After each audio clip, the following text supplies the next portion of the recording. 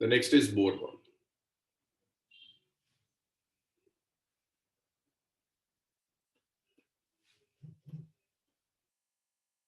Assalamu Zishan.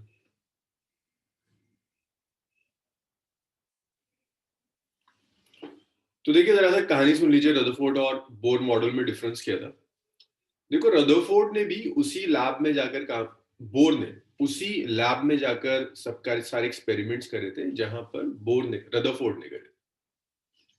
Bore ने वो सारे एक्सपेरिमेंट्स रिपीट किए जो एक्सपेरिमेंट्स रदरफोर्ड ने किए थे। बोर भी उसी कंक्लूजन पर पहुंचा जहां रदरफोर्ड पहुंचा था कि सारा पॉजिटिव चार्ज सेंटर पर होगा, उसके अराउंड इलेक्ट्रॉन्स रिवॉल्व कर रहे होंगे। और अगर बोर भी वहीं पहुंचता तो बोर के मॉडल की भी वही लिमिटेशंस होती जो रदरफोर्ड मॉडल की थी कि इलेक्ट्रॉन फाइनली स्पाइरल होते होते न्यूक्लियस के अंदर गिर जाएगा। लेकिन जिस टाइम पर बोर था उस टाइम पर कुछ कुछ क्वांटम मैकेनिक्स डेवलप हो गई।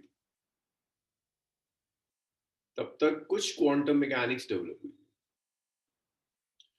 इनफैक्ट बोर क्वांटम मैकेनिक्स के फाउंडर्स में था। जो लोग क्वांटम मैकेनिक्स डेवलप कर रहे थे उसमें से एक बोर था। फिजिक्स की ही एक सब ब्रांच समझ लो, दैट्स क्वांटम मैकेनिक्स। हम जो पढ़ते हैं दैट्स क्लासिकल मैकेनिक्स, ये क्वांटम मैकेनिक्स है। क्वांटम मैकेनिक्स में कई ऐसे रूल्स हैं जो क्लासिकल फिजिक्स में नहीं हुआ करते। जैसे बहुत छोटी सी अगर मैं एक चीज दूं, मैं आपसे कहूं कि भाई ये एक माउंटेन है, यहाँ एक कार है, इस कार को ऊपर तक चढ़ने में जिस एनर्जी की जरूरत है दैट एनर्जी इज 100 जूल। तो अगर इस कार को आपने 100 जूल की एनर्जी दी तो ये कार यहां माउंटेन तक चढ़ जाएगी। ये मैं आपसे कह रहा हूं। अब एक बात बताइए, इतनी एनर्जी की जरूरत है ऊपर चढ़ने में। मैं बस आपको डिफरेंस समझा रहा हूं, क्वांटम मैकेनिक्स और क्लासिकल मैकेनिक्स में फर्क क्या होता है। मैंने कार को एनर्जी दी 10 जूल या 90 जूल की एनर्जी दी। मुझे बताइए क्या लगता है आपको, क्या कार ऊपर चढ़ेगी? बस यस या नो में आंसर देना।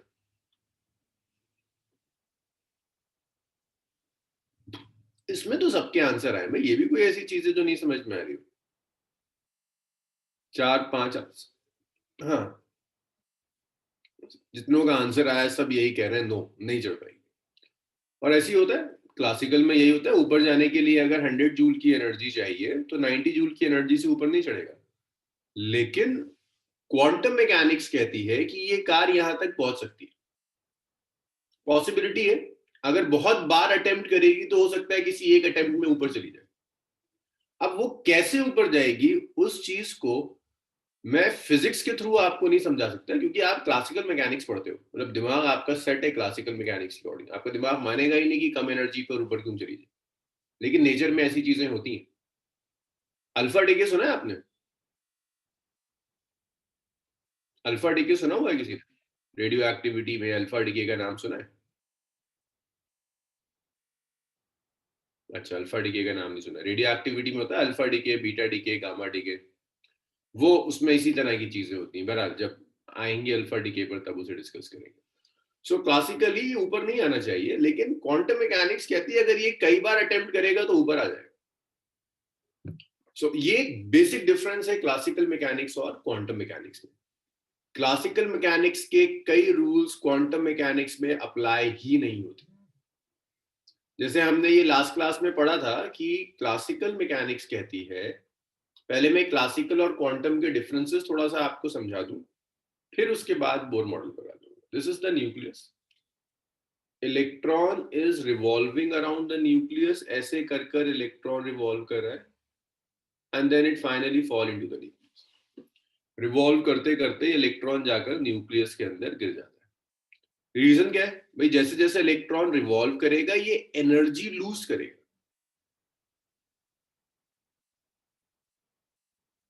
ये एनर्जी लूज करेगा जैसे जैसे इलेक्ट्रॉन रिवॉल्व करता चला जाएगा। It will keep on losing energy. ये एनर्जी लूज करता चला जाएगा और फाइनली जाकर ये न्यूक्लियस में गिर जाएगा। That's Bohr model. ये क्लासिकल इलेक्ट्रोमैग्नेटिक थ्योरी में होता है। लेकिन क्वांटम मैकेनिक्स कहती है कि एक इलेक्ट्रॉन कुछ ऐसे पाथ में रिवॉल्व कर सकता है जहां न वो एनर्जी गेन करे न वो एनर्जी लूज करे। एनर्जी लूज करेगा, दैट इज क्लासिकल इलेक्ट्रोमैग्नेटिज्म, जो मैंने आपको इलेक्ट्रोमैग्नेटिक वेव में पढ़ाया था कि चार्ज पार्टिकल अगर एक्सेलरेट करता है तो एनर्जी एमिट करता है. But this is quantum mechanics. Quantum mechanics कहती है कि ऐसा हो सकता है कि इलेक्ट्रॉन रिवॉल्व करे और एनर्जी लूज ना करे. So there are some fundamental differences between classical mechanics and this quantum mechanics. Bohr model classical mechanics use नहीं करता, इलेक्ट्रॉन्स को क्लासिकल पार्टिकल्स नहीं मानता. क्लासिकल पार्टिकल्स मींस वो पार्टिकल्स जो क्लासिकल मैकेनिक्स यूज कर रहे. बोर मॉडल, उसको याद रखिएगा, bore considered electrons as quantum mechanical particles.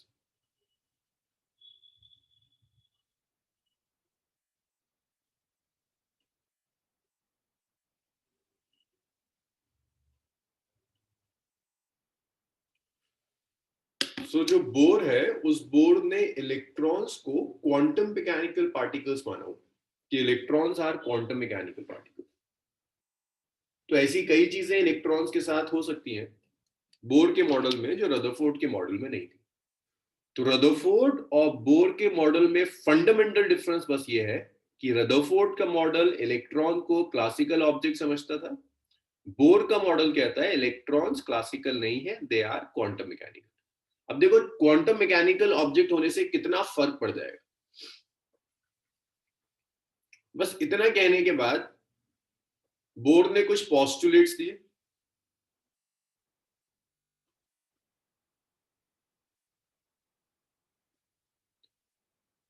postulates of Bohr's atomic model.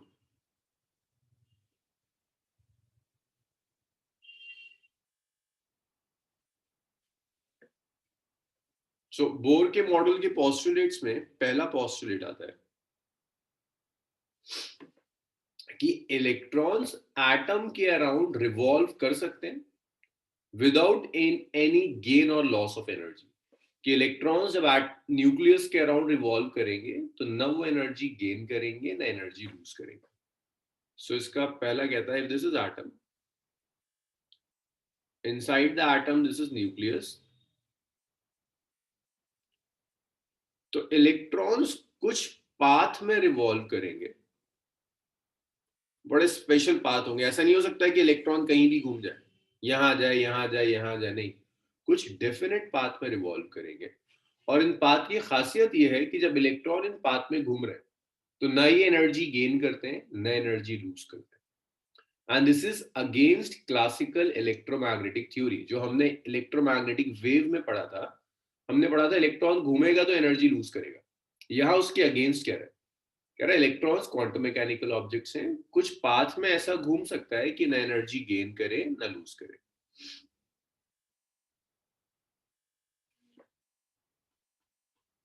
सो ये है electrons can revolve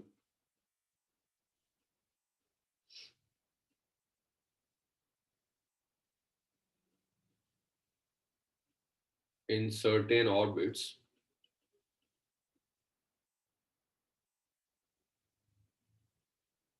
known as shell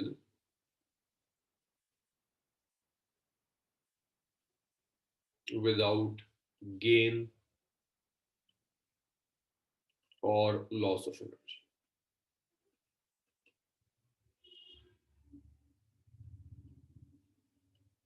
इसी को स्टेशनरी ऑर्बिट भी कहते हैं.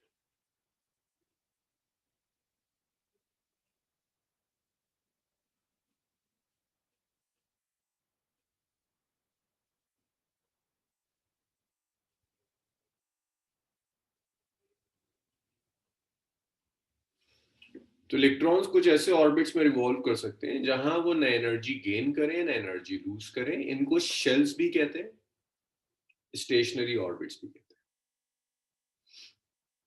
दूसरा, तो ये पता चल गया कि इलेक्ट्रॉन्स बिना एनर्जी गेन और लूज किए रिवॉल्व कर सकते हैं. दूसरी चीज अब ये था कि ऑर्बिट होंगे कहां.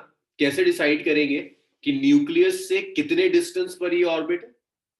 तो उसके लिए इसने एक और दिया, एक पोस्टुलेट और है, that's quantization of angular momentum.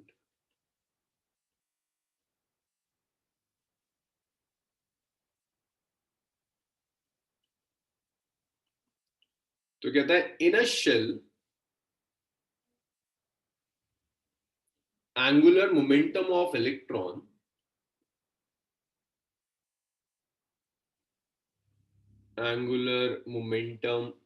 electron is quantized.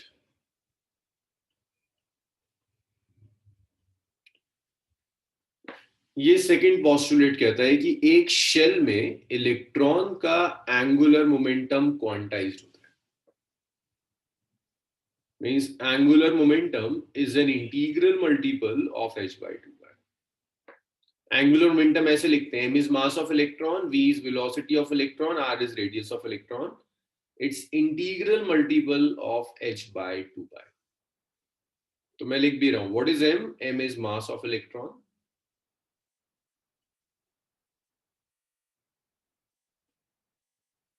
v is velocity of electron, r is radius of path।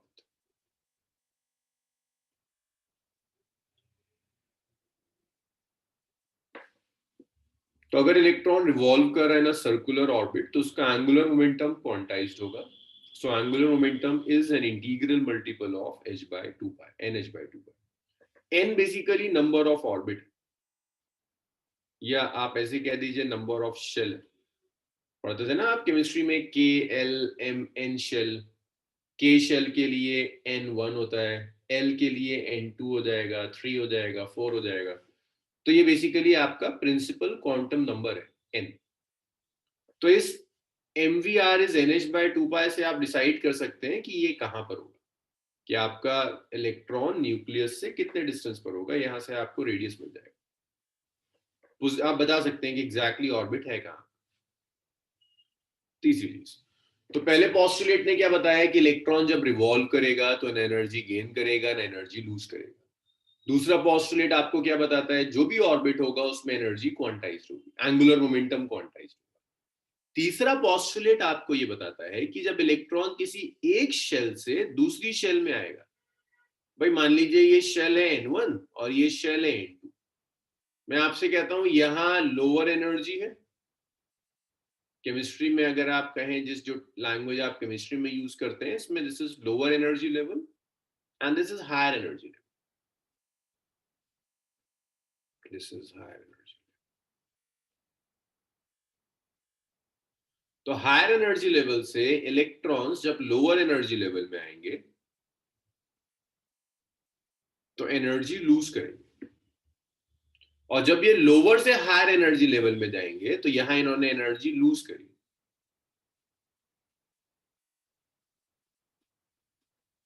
ये गेन करेंगे एनर्जी। और जब ये हाई से लो आते हैं तो एनर्जी एमिट करते हैं, वही आपको रेडिएशन दिखती है। अगर आपके यहाँ ट्यूबलाइट है, ट्यूबलाइट से जो लाइट बाहर आ रही है वो इसलिए आ रही है क्योंकि ट्यूबलाइट में किसी तरह से इलेक्ट्रॉन्स हायर एनर्जी स्टेट में चले गए, और जब वो हायर से लोअर एनर्जी स्टेट में आ रहे हैं तो लाइट बाहर निकाल रहे हैं, तो रेडिएशन बाहर एमिट हो रही है। अगर कोई चीज एनर्जी एब्जॉर्ब करती है तो वैसे ही करती है कि आपने उसे एनर्जी दी, इलेक्ट्रॉन्स लोअर से हायर एनर्जी स्टेट में चले गए। तो इसमें है when electrons make transition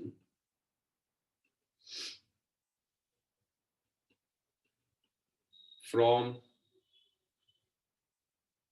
low energy level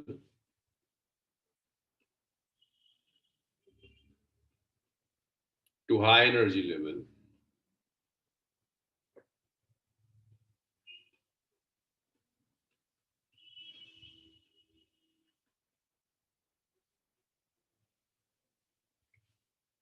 they absorb energy।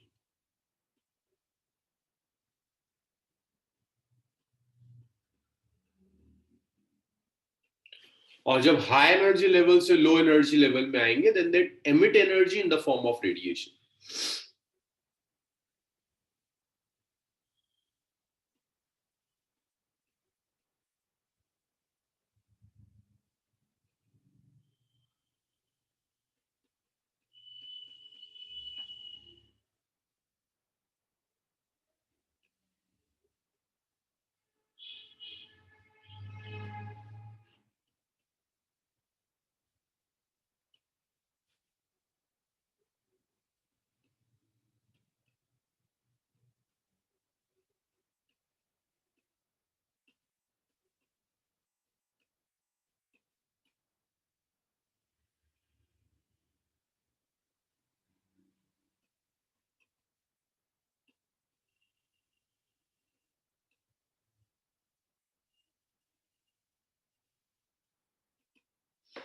तो जब इलेक्ट्रॉन्स हाई से लो में आएंगे तो एनर्जी एमिट करेंगे इन द फॉर्म ऑफ रेडिएशन. तो आप ऐसे निकाल सकते हैं जो एनर्जी एमिटेड है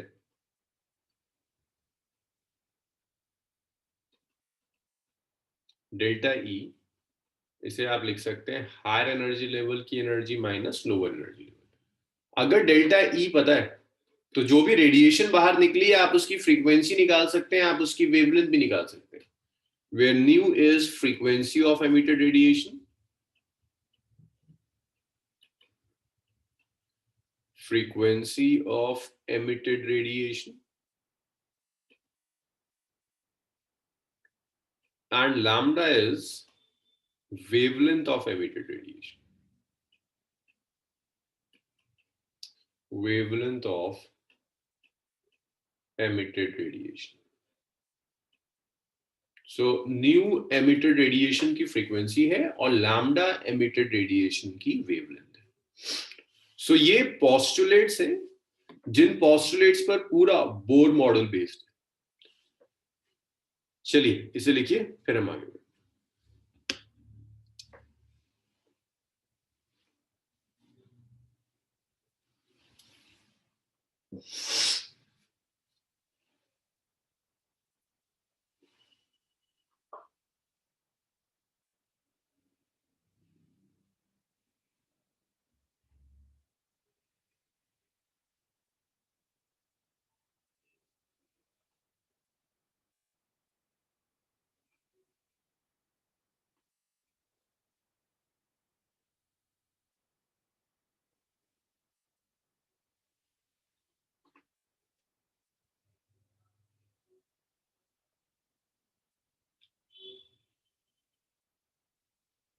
इतना हो जाए तो मुझे बताइएगा, फिर एनर्जीज कैलकुलेट करेंगे.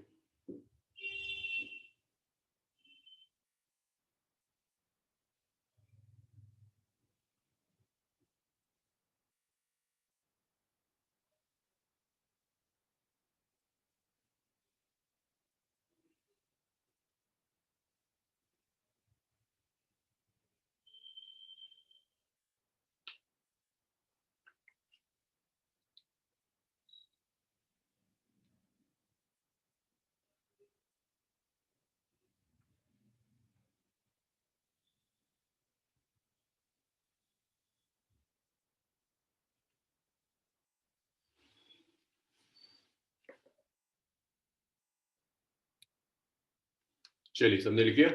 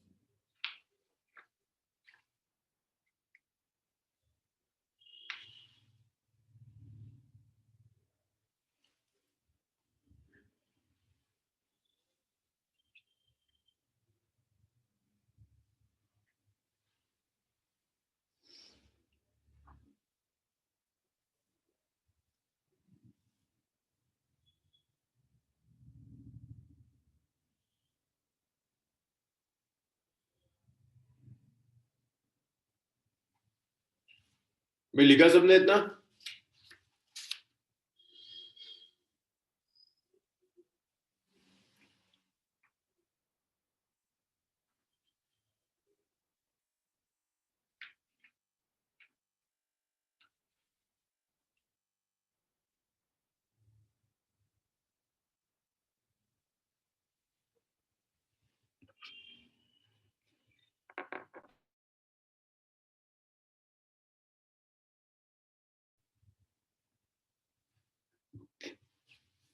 चलिए नेक्स्ट देखिए।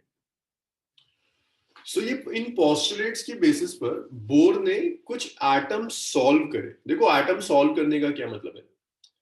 एटम में अलग अलग ऑर्बिट्स होते हैं, ऑर्बिट्स के रेडियस कैलकुलेट किए उसने, उन ऑर्बिट्स में जो इलेक्ट्रॉन्स हैं उनकी एनर्जी कैलकुलेट करी, उसने ये भी कैलकुलेट किया जो इलेक्ट्रॉन्स बाहर आएंगे उनकी वेवलेंथ क्या होगी, और उन सारी चीजों को उसने एक्सपेरिमेंटल रिजल्ट से मैच किया। बोर यहाँ तो कैलकुलेट कर रहा है ना, थियोरिटिकली कैलकुलेट कर रहा है, जो भी रिजल्ट्स आए उन रिजल्ट्स को उसने एक्सपेरिमेंट से मैच किया, और एग्जैक्टली exactly चीजें मैच कर रही थी, जैसा ये प्रिडिक्ट कर रहा था वैसी ही चीजें एक्सपेरिमेंट में दिख रही थी। तो वो बहुत बड़ा एविडेंस था कि बोर जो कह रहा है वो सही है। सो बोर्स एक्सप्लेनेशन, अब जो हम कर रहे हैं वो आपका एटॉमिक स्ट्रक्चर का सबसे इंपॉर्टेंट टॉपिक है। Bohr's explanation of hydrogen and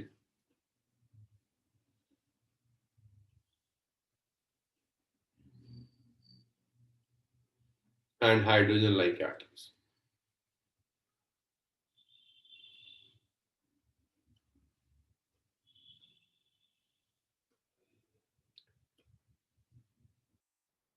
Bohr's explanation of hydrogen and hydrogen like atom. Hydrogen और हाइड्रोजन लाइक का मतलब है single electron atom.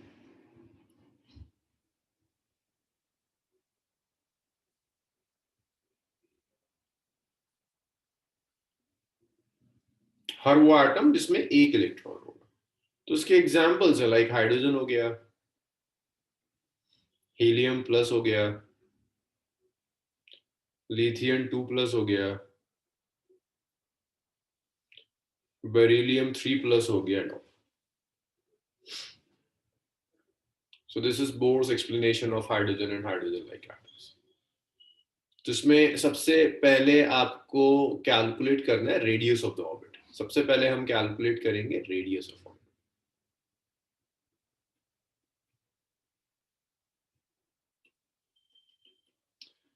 Radius of orbit means if this is the atom,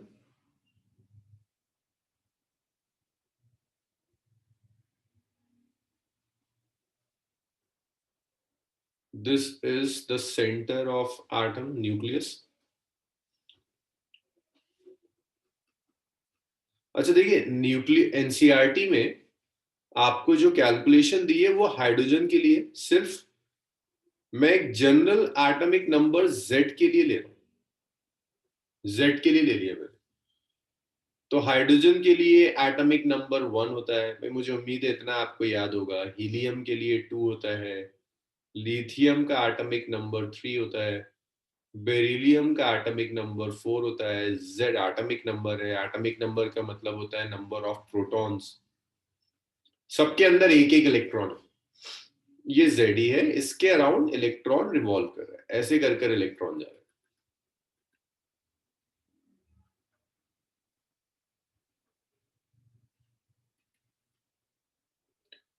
ये orbit है, ये orbit का radius है जो आप कैलकुलेट करना चाहते हैं। तो रेडियस ऑफ ऑर्बिट के लिए पहले देखो, इलेक्ट्रॉन रिवॉल्व कर रहा है with a velocity v n। So r n का मतलब है रेडियस ऑफ n मल्टीप्लाई नहीं हो रहा सबस्क्रिप्ट में, रेडियस ऑफ nth ऑर्बिट। आप इसे ऑर्बिट भी कह सकते हैं, आप इसे शेल भी कह सकते हैं।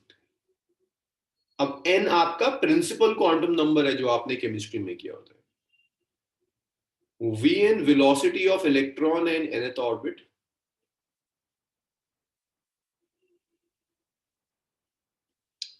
velocity of electron in nth orbit.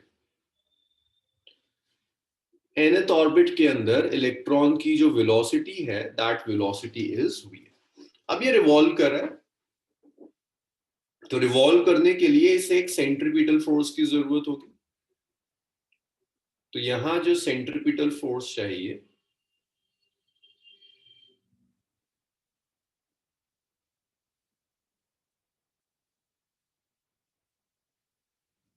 Electron को रिवॉल्व करने के लिए जो सेंट्रीपिटल फोर्स चाहिए that centripetal force is mv square divided bye r. That's my first equation. ये जो इलेक्ट्रॉन्स रिवॉल्व कर रहे हैं इन्हें रिवॉल्व करने के लिए एक सेंट्रीपिटल फोर्स की जरूरत होगी which is mv square by r. ये सेंट्रीपिटल फोर्स कौन देगा? इलेक्ट्रॉन और न्यूक्लियस, ये प्रोटॉन के बीच की इलेक्ट्रिक फोर्स. सो electrostatic force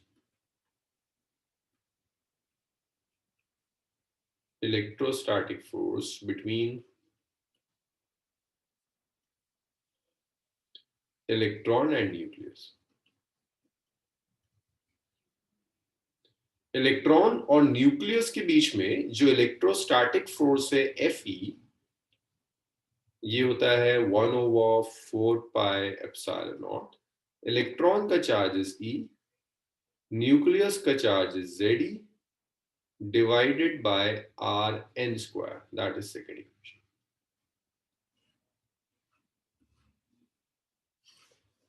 electric force centripetal force provide करती है.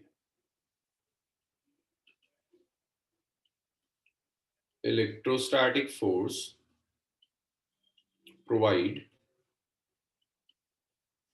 centripetal force.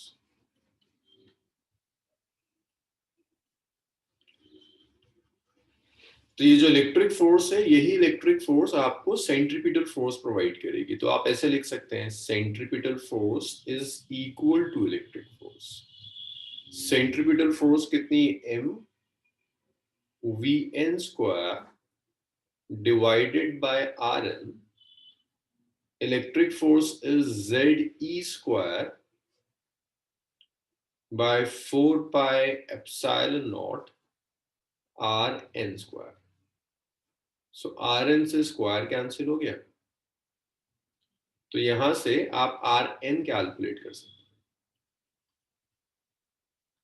Ze square by 4πε0 mvn square. That is equation number 3. तो यहां से आपने रेडियस ऑफ ऑर्बिट ले लिया. अब इसमें सिर्फ एक प्रॉब्लम है, ये वेलोसिटी किसी तरह से हटानी है. तो वेलोसिटी हटाने के लिए हम quantization of angular momentum use कर सकते हैं.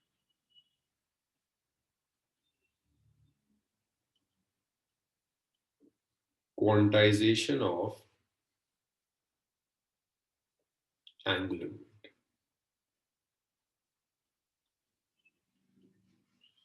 सो क्वांटाइजेशन ऑफ एंगुलर मोमेंटम कहता है कि जो एंगुलर मोमेंटम है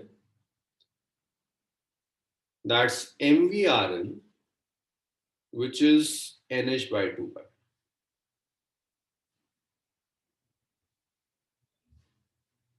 तो यहां से आप v कैलकुलेट कर सकते हैं which is nh by 2 pi mr. इसे हम कहते हैं इक्वेशन नंबर 4. 4 को आप 3 में रख सकते हैं.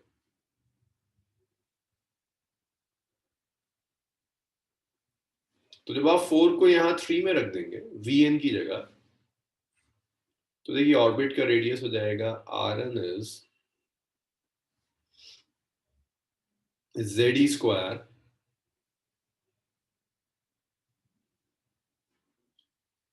Four pi epsilon not m vn square. ये vn है, vn square which is nh by 2 pi m rn का होल स्क्वायर.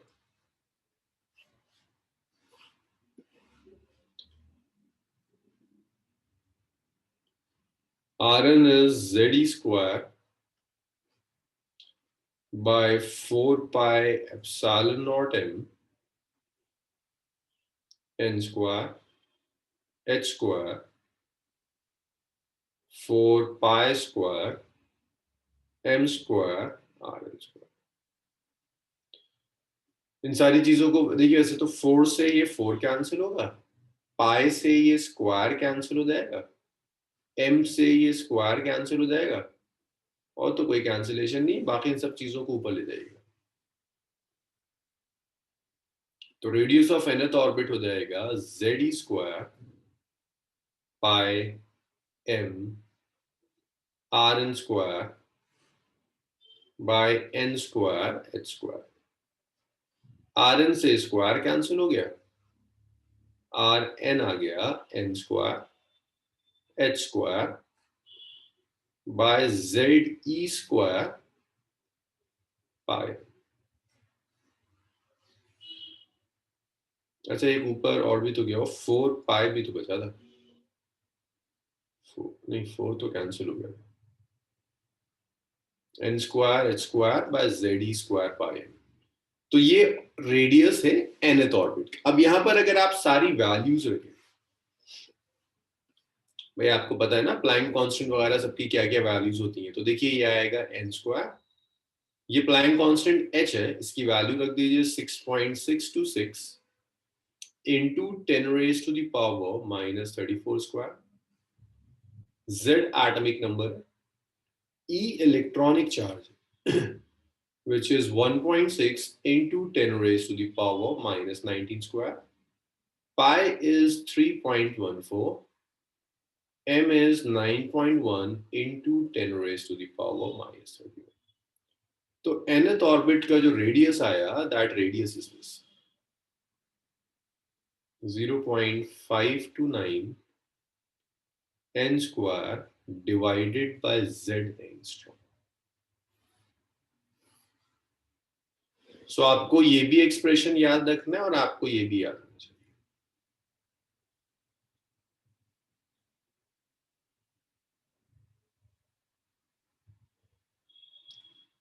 चलिए इसको लिखना शुरू कीजिए, ये यहां से लिखिए और बताइए इसमें अगर कहीं कोई प्रॉब्लम आ रही है।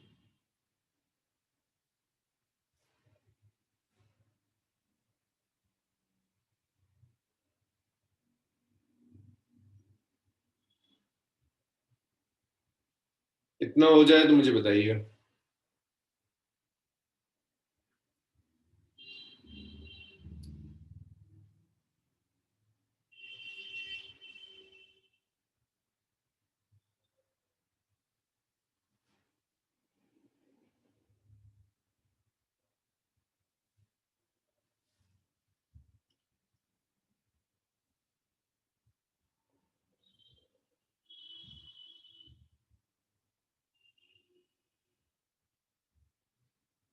लिखिए लिखिए।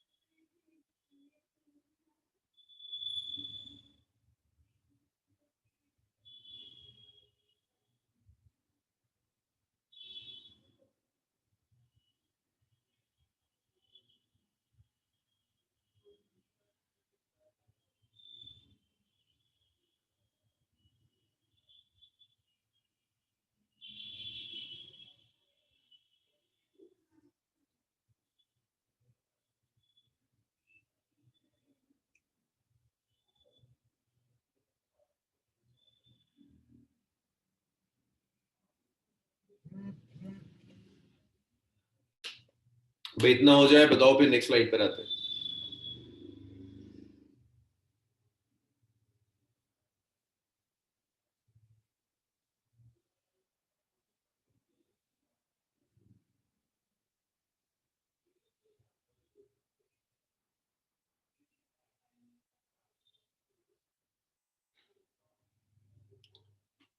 भाई जिशान हो गया?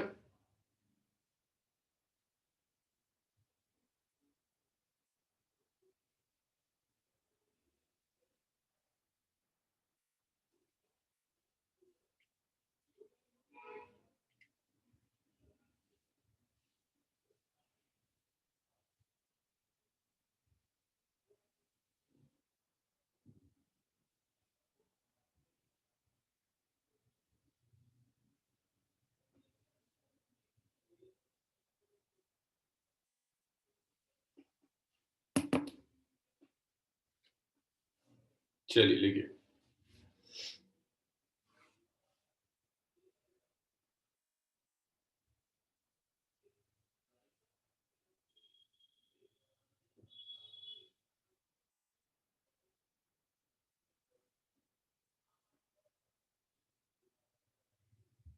अच्छा, यहाँ एक एप्सिलॉन नॉट था ना?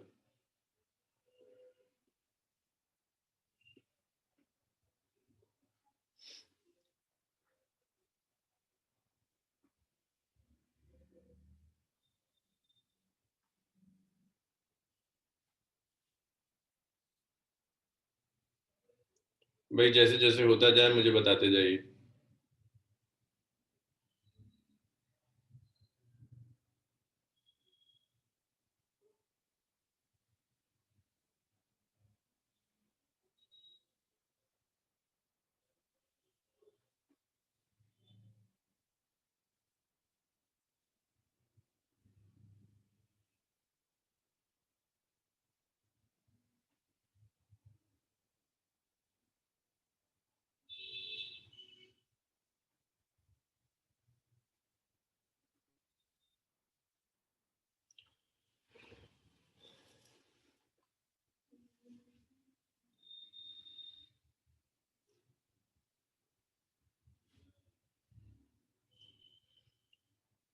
भाई लिख लिया सबने?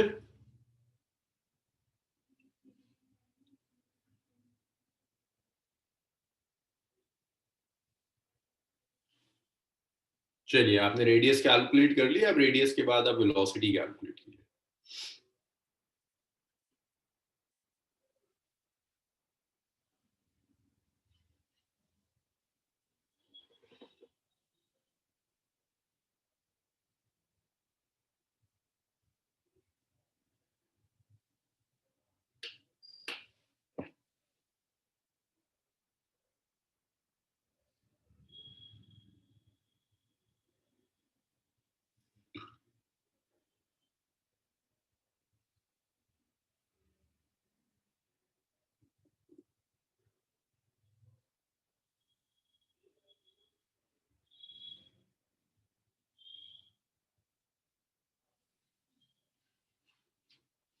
भाई जिशान हो जाए तो बताइए मुझे।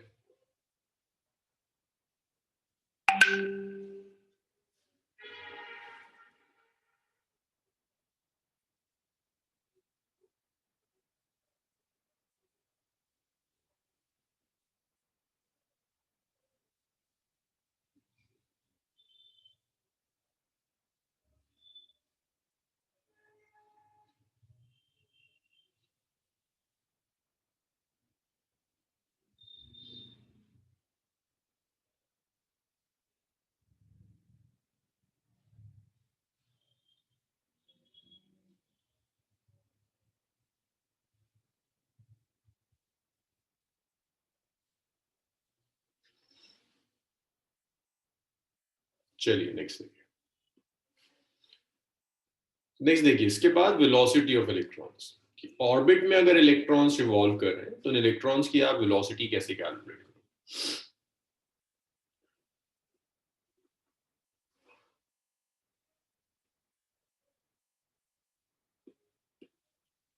सो दिस इज द न्यूक्लियस, ये इलेक्ट्रॉन है,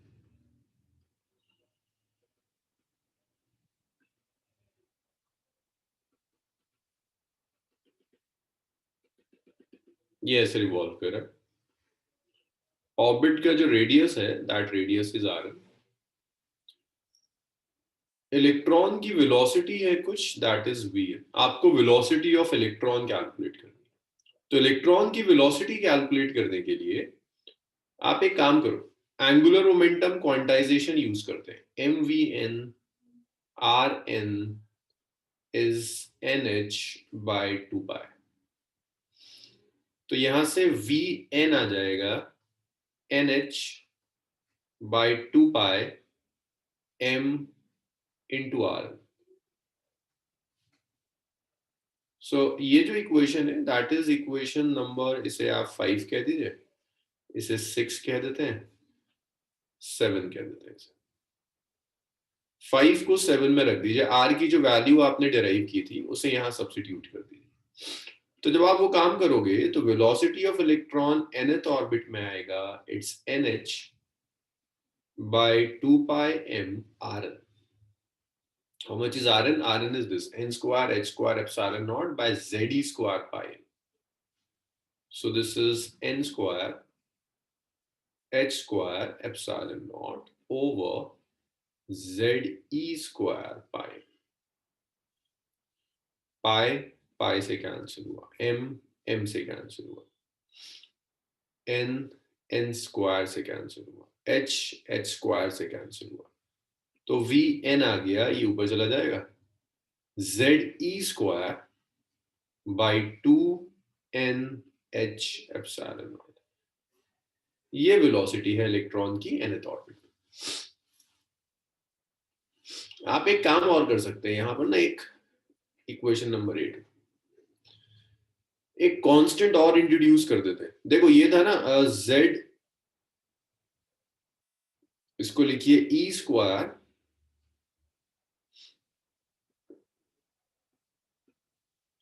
H एप्सिलॉन नॉट है आपके पास, ये छोड़ो यार, इसको छोड़ो, बस ये रहने दो, इसकी जरूरत नहीं। चलिए इसको लिख लीजिए, फिर एनर्जी कैलकुलेट करेंगे, इसे लिख लीजिए फिर हम एनर्जी कैलकुलेट करेंगे।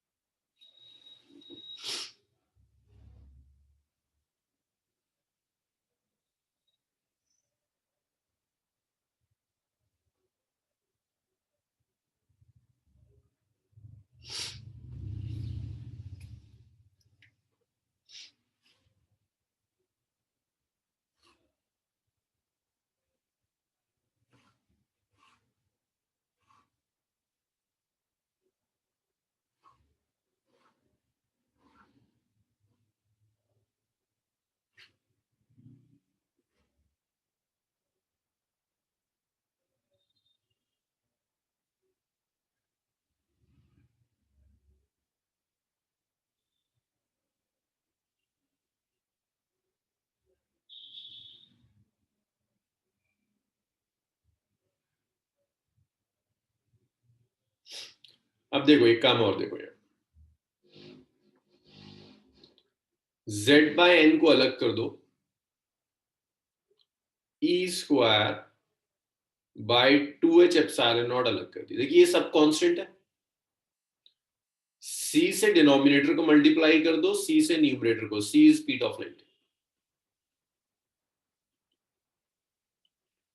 बस ये याद रखना, ये जो आया ना E square by 2h epsilon not c, ये भी एक कांस्टेंट होता है, E square by 2h epsilon not c, इसको अल्फा से रिप्रेजेंट करते हैं, इसे समरफील्ड कांस्टेंट कहते हैं।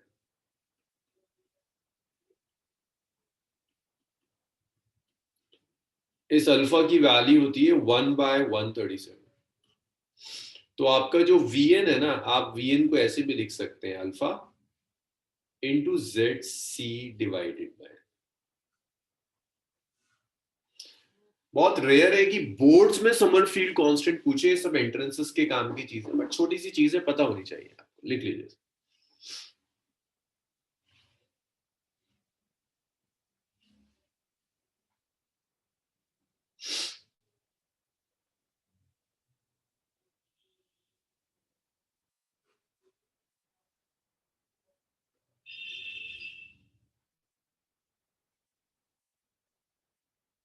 जी शाइन, ये सब डेरिवेशन आती है।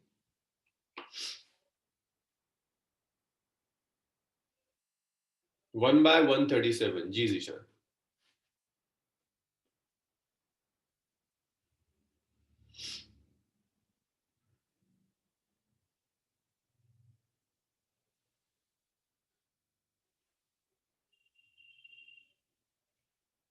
क्योंकि समरफील्ड कांस्टेंट में c होता है। This is Sommerfeld constant. Sommerfeld constant बनाने के लिए अगर यहाँ c नहीं है तो समरफील्ड कांस्टेंट नहीं होगा। समरफील्ड कांस्टेंट बनाने के लिए c से ऊपर नीचे मल्टीप्लाई किया।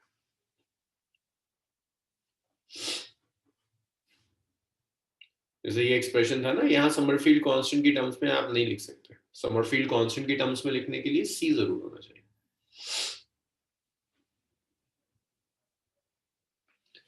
चलिए सबने लिख लिया।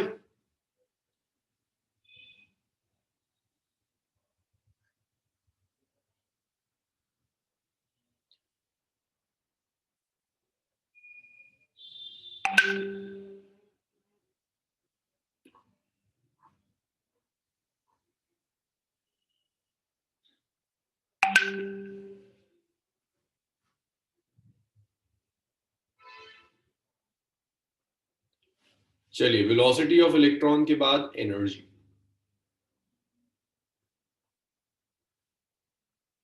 अच्छा, एनर्जी से पहले हम एक काम और कर सकते हैं, टाइम पीरियड कैलकुलेट कर सकते हैं।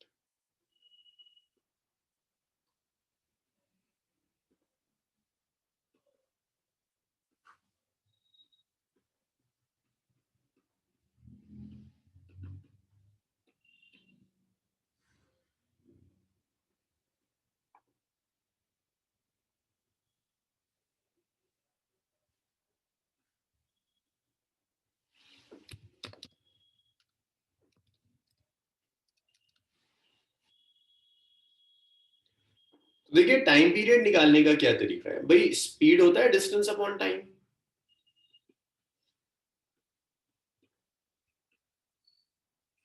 Distance upon time. तो आप यहां से लिख सकते हैं कि टाइम होगा डिस्टेंस डिवाइडेड बाय स्पीड। तो हो ये रहा है कि ये एटम है,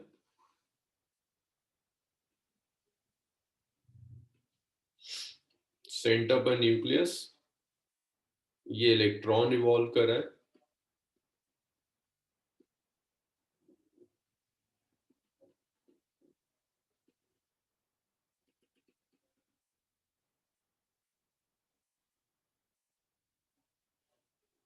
तो इलेक्ट्रॉन को और इलेक्ट्रॉन रिवॉल्व कर रहा है विद अ स्पीड v। तो जो टाइम पीरियड होगा ना, that is distance which is 2 pi r divided by speed which is v।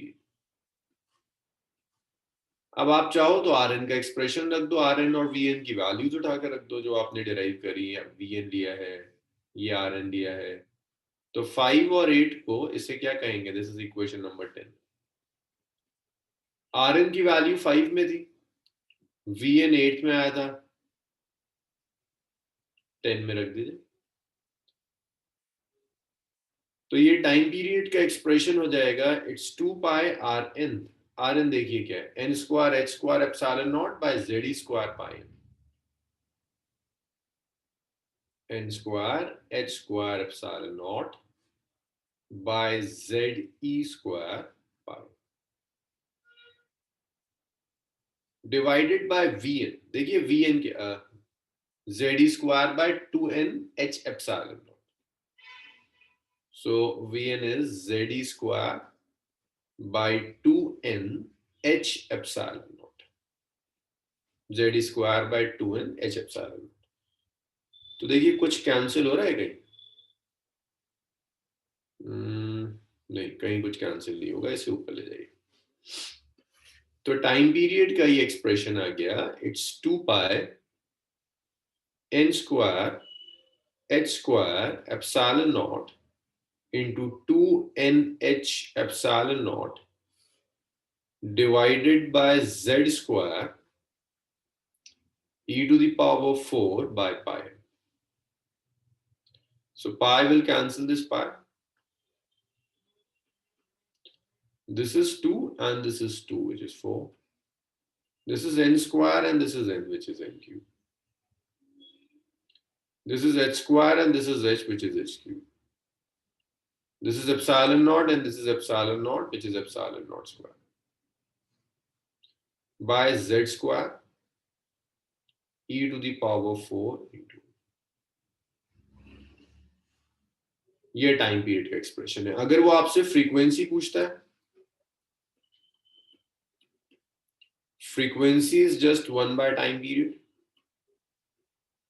which is z square e to the power of 4m by 4 n cube h cube epsilon naught square। ये expression है frequency का।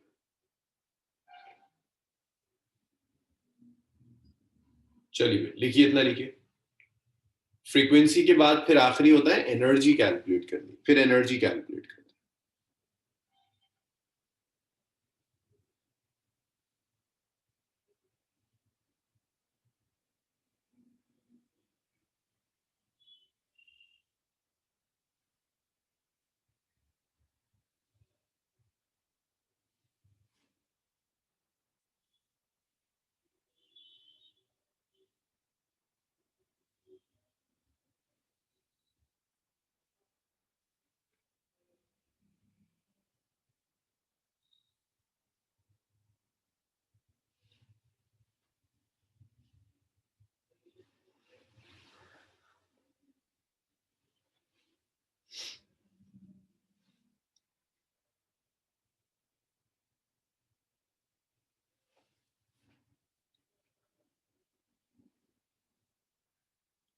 निशान हो गया?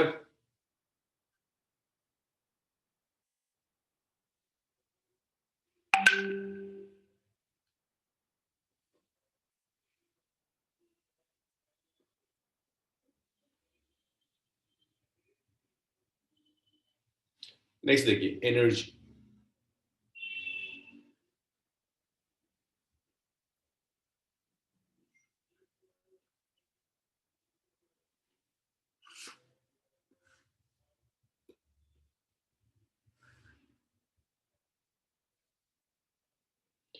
मैं देखो ये जो इलेक्ट्रॉन्स रिवॉल्व कर रहे हैं ना in an atom around the nucleus, में कई टाइप की एनर्जीज होंगी। जैसे अगर मैं आपसे कहता हूँ कि इलेक्ट्रॉन की kinetic energy, potential energy calculate करनी है, so this is atom, this is nucleus, this is electron. ये इलेक्ट्रॉन ऐसे करके रिवॉल्व कर रहा है। Radius of the path is R N, velocity of the electron is V. इसे रिवॉल्व करने के लिए कुछ एनर्जी चाहिए, काइनेटिक एनर्जी भी चाहिए होगी, पोटेंशियल भी चाहिए होगी, टोटल एनर्जी भी कुछ आएगी, वो सारी एनर्जीज कैलकुलेट करनी। तो देखिए काइनेटिक एनर्जी अगर हम कैलकुलेट करें,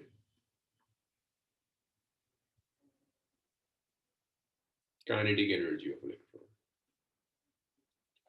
So this is the expression of kinetic energy, which is half into m into v square. That's my first equation.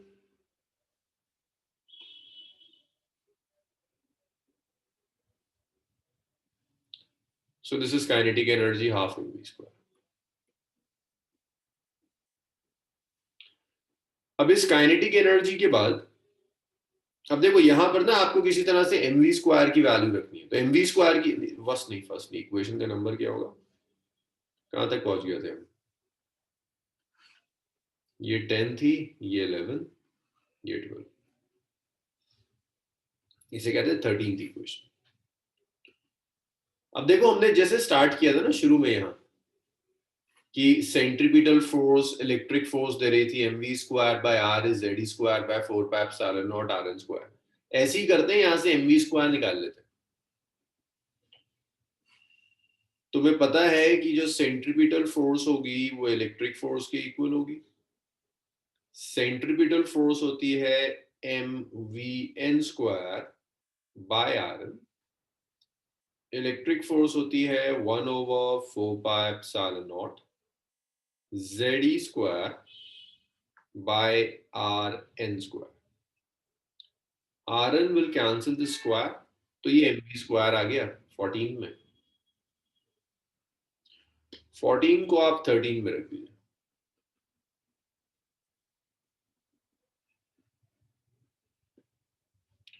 तो जब आप वैल्यू सब्स्टिट्यूट करेंगे तो काइनेटिक एनर्जी होगी it's half into Z square by 4 pi epsilon naught into R. ये था ना mv square, इसकी जगह ये सब्स्टिट्यूट कर दिया 1/4 pi epsilon naught Z square bye.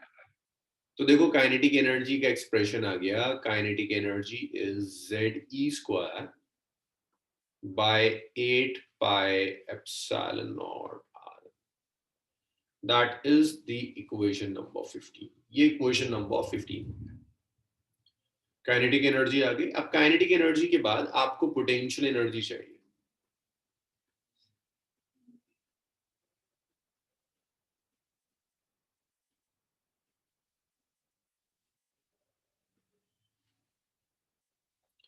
तो जब आप पोटेंशियल एनर्जी कैलकुलेट करोगे तो देखो पोटेंशियल एनर्जी के लिए इलेक्ट्रोस्टैट वाला relation 1/4 pi epsilon naught Q1 Q2 by R। So it's 1/4 pi epsilon naught Q1 electron का चार्ज which is -E। भाई इलेक्ट्रोस्टैट में आपको सिखाया था पोटेंशियल एनर्जी ऐसे आती है 1/4 pi epsilon naught Q1 Q2 by R। दूसरा है ZE डिवाइडेड बाय सेपरेशन कितना है RN, इलेक्ट्रॉन पे चार्ज E, न्यूक्लियस पे चार्ज Z। तो पोटेंशियल एनर्जी का एक्सप्रेशन हो गया -ZE square over 4 pi epsilon naught into R. This is equation number 16। अगर आप 15 और 16 को कंपेयर करें तो देखिए क्या फर्क है। अगर मैं काइनेटिक एनर्जी को यहां एक 2 से मल्टीप्लाई कर दूं तो ये 2 4 हो जाएगा, एग्जैक्टली पोटेंशियल एनर्जी आ जाएगी। तो आप ये लिख सकते हो कि जो पोटेंशियल एनर्जी है वो काइनेटिक एनर्जी का डबल है। इसमें और इसमें सिर्फ एक 2 के फैक्टर का फर्क है, यहाँ 2 से मल्टीप्लाई कर दो पोटेंशियल एनर्जी बन जाएगा और एक negative sign. Potential energy is negative of twice of kinetic.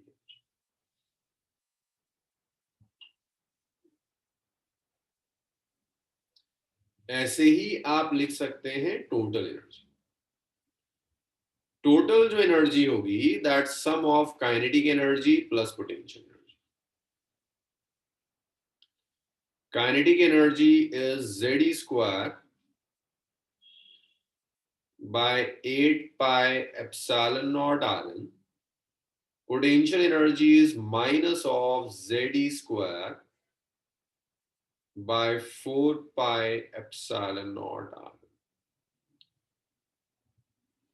सो ये टोटल एनर्जी हो जाएगी minus of Z square by 8 pi epsilon naught into R। This is equation number 7। अब अगर आप कंपेयर करें इस टोटल एनर्जी को काइनेटिक एनर्जी से तो देखिए टोटल एनर्जी काइनेटिक एनर्जी की नेगेटिव है। भाई देखो इसको और इसे देखो, 15 और 17 को एक ही तो एक्सप्रेशन है, सिर्फ 19 का फर्क, नेगेटिव साइन का फर्क है। तो total energy is negative of kinetic. ये दो रिलेशंस बड़े याद होने चाहिए, बहुत काम आते हैं। तो तुम्हें अगर उसने काइनेटिक दे दी तो पोटेंशियल आ जाएगी, काइनेटिक दे दी तो टोटल भी आ जाएगी। तीनों एनर्जीज को आप रिलेट कर सकते हैं। लिख लीजिए इतना, तो मुझे बताइए अगर इसमें कोई प्रॉब्लम। फिर रेडियस का एक्सप्रेशन कैलकुलेट करेंगे और खत्म करेंगे।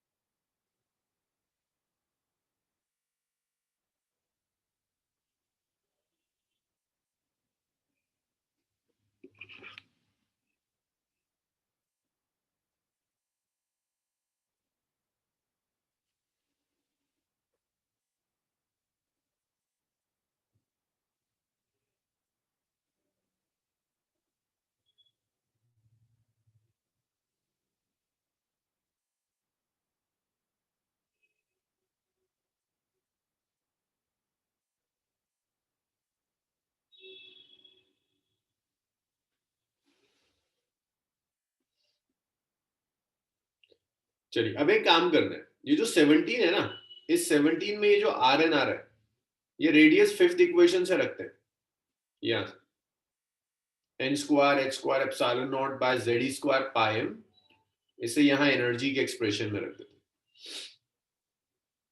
तो 5 को आप 18 में सब्स्टिट्यूट कर दीजिए। तो जब आप ये सब्स्टिट्यूशन कर देंगे तो एनर्जी का एक्सप्रेशन आएगा, it's minus of Z square by 8 pi epsilon naught R N, and what is R N, N square H square by ये वाला Z square pi N square H square by Z E epsilon naught Z square pi, यही था ना, Z square पाई। कुछ cancellations तो नहीं हो रही है? पाई से कैंसिल हो जाएगा पाई, और तो कहीं कोई कैंसिल नहीं है, इसे ऊपर ले जाओ। तो ये एनर्जी का एक्सप्रेशन आया minus of Z square by epsilon not square. देखो एक एप्सिलॉन नॉट ये रहा, एक एप्सिलॉन नॉट ये रहा, एक 8 है, एन स्क्वायर है, एच स्क्वायर है, और ये जेड स्क्वायर एम और ऊपर चला जाएगा। तो ये एनर्जी का एक्सप्रेशन हो गया, it's minus of Z square e to the power 4n by 8 epsilon naught square n square h square। ये एनर्जी का एक्सप्रेशन हो गया, z square e to the power 4m by 8 epsilon naught square n square h square। जब आप सारी values रखोगे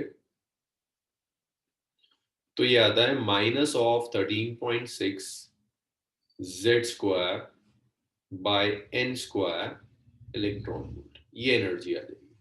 बस आप एटॉमिक नंबर और ऑर्बिट का नंबर रखते चले जाओ, आप एनर्जी कैलकुलेट कर सकते हैं।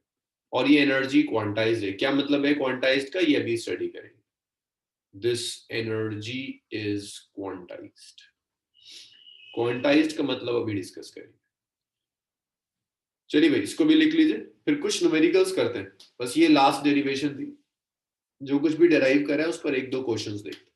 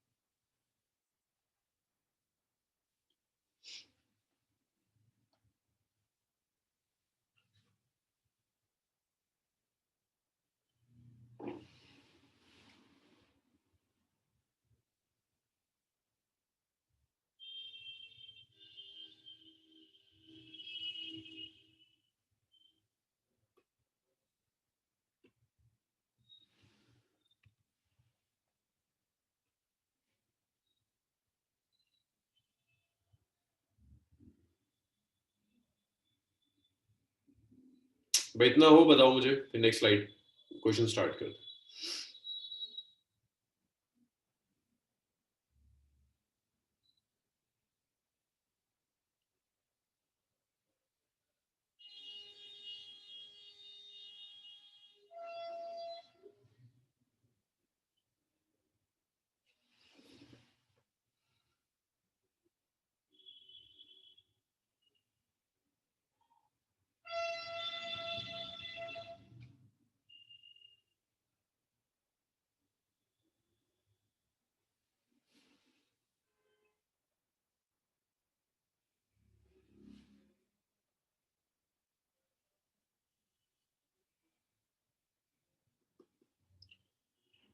सो क्वेश्चन है यहाँ,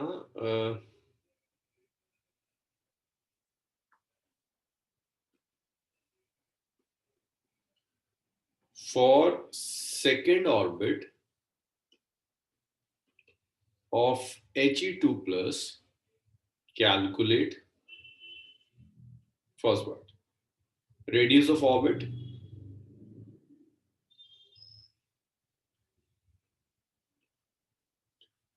second, total energy of electron,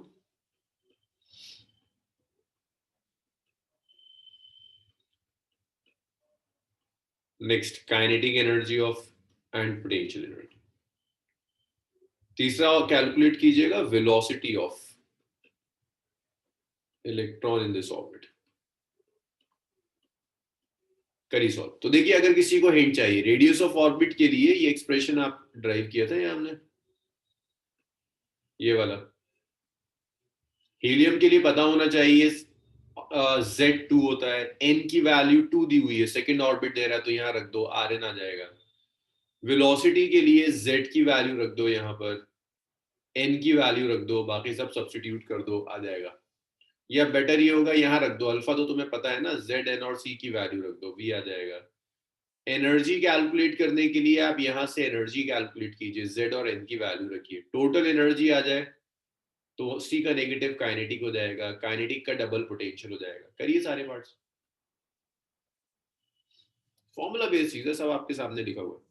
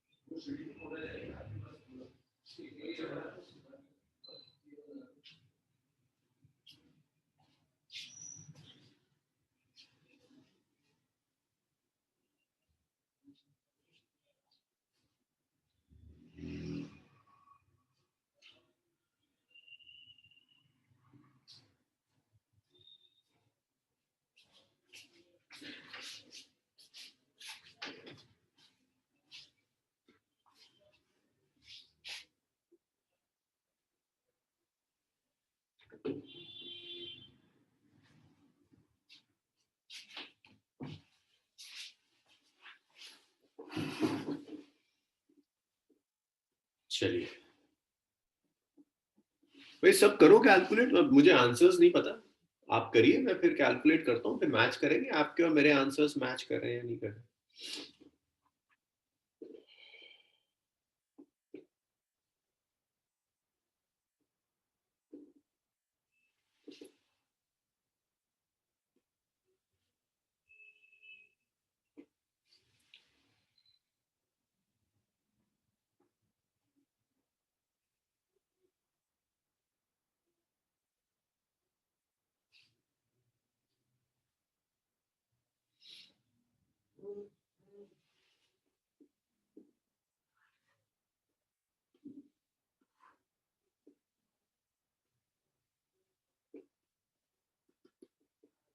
तो देखिए फर्स्ट रेडियस ऑफ ऑर्बिट चाहिए भाई. रेडियस ऑफ ऑर्बिट का एक्सप्रेशन क्या होता है, 0.529 n square divided bye z. अब जैसे हीलियम है, हीलियम के लिए आपको इतना तो याद होना चाहिए कि हीलियम का एटॉमिक नंबर कितना होता है, 2 होता है. हीलियम है अगर तो एटॉमिक नंबर कितना होगा 2। कौन से ऑर्बिट की बात कर रहा है, सेकेंड ऑर्बिट की, तो n इक्वल टू 2 रख दीजिए यहाँ वैल्यूज। सेकेंड ऑर्बिट निकालना है तो r के नीचे आपने 2 लिख दिया at 0.529 by z।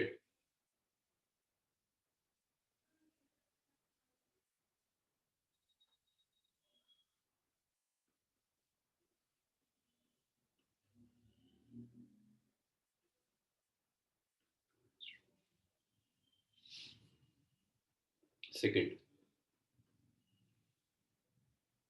radius of orbit, total energy of electron minus of 13.6 by n square into z। सो यहां भी जब आप वैल्यूज रखेंगे तो आ गया -13.6, z इज 2, z square by n square है ना, एक बार देख लो। हाँ, z square by n square, ये कैंसिल हो गया। तो सेकेंड ऑर्बिट में एनर्जी आ गई -13.6 इलेक्ट्रॉन वोल्ट। अब जितनी एनर्जी उसकी negative, kinetic energy is negative of total energy.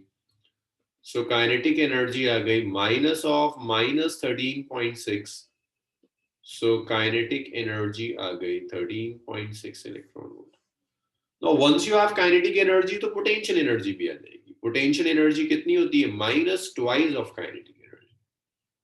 तो -2 इंटू 13.6 तो -27.2 इलेक्ट्रॉन वोल्ट, ये पोटेंशियल। सो टोटल एनर्जी भी है, काइनेटिक एनर्जी भी है और पोटेंशियल एनर्जी भी। फिर कह रहा है वेलोसिटी ऑफ इलेक्ट्रॉन कैलकुलेट कीजिए। तो वेलोसिटी के लिए एक्सप्रेशन क्या था, अल्फा, और क्या था अल्फा के अलावा, ZC/n।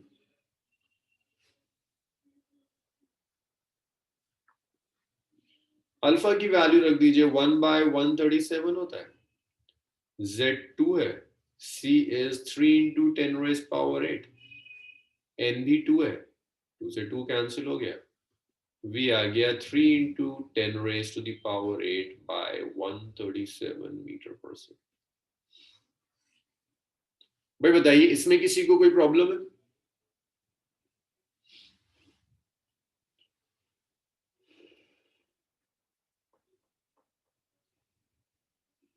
चलिए वेरी गुड, लिख लीजिए।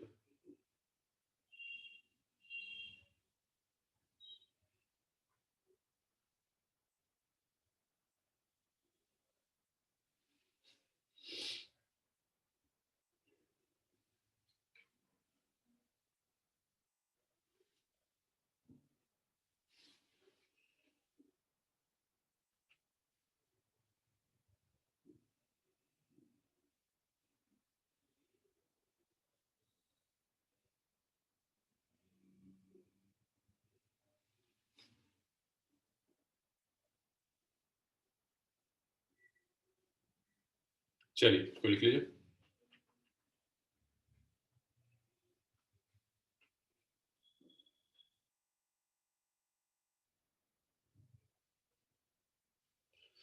जो आपने कैलकुलेट किया उसे यूज कुछ ऐसे ही करते हैं। अच्छा, आज इसे हम यही छोड़ेंगे, ट्यूसडे कंटिन्यू करेंगे फिर इसी से। तो मेरे ख्याल से थर्सडे ये चैप्टर भी खत्म हो जाएगा।